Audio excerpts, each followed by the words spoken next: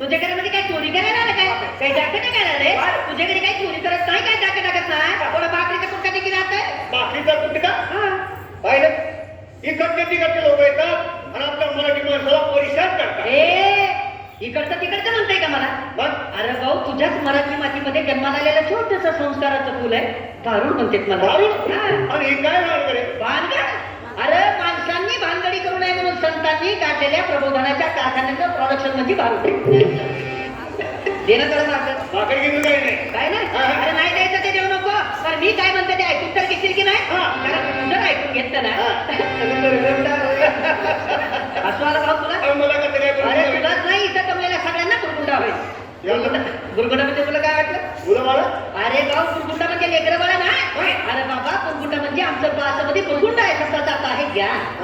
तुला ज्ञान होईल की 4 युगाने 10 अवतार आमच्या हृदयामध्ये असतात. तुझ्या आहे तुझं काशी, परंतु तू जागा चुकलास. आणि ती चुकलेली जागा दाखवण्यासाठी संतांनी ग्रंथांचं, भावडांचं, वाङ्मयांचं निर्मिती केलेलं आहे.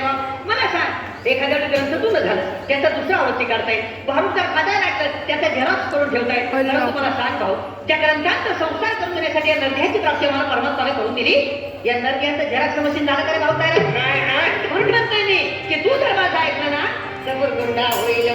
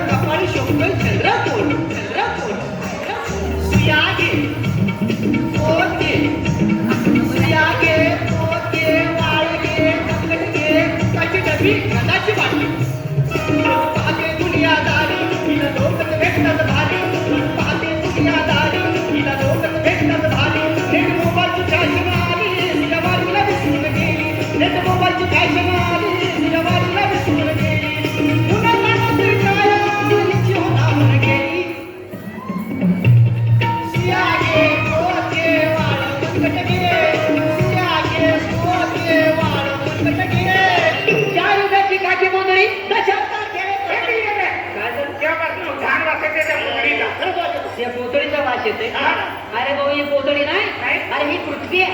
हे रंगीत रंगीत तुकडे आहेत, नाही अनेक प्रकारचे देश आहेत, पण ही पृथ्वी आहे. मला बी सोडू नको समजू. हे तुम्ही आम्ही जे आहेत ना आजकालचं मानव, ते मी आहे. बरोबर. आणि तुमच्या प्रत्येकाच्या घरामध्ये ज्या लेकरांनी जन्म घेतला ते उद्याचं भविष्य देह आहे.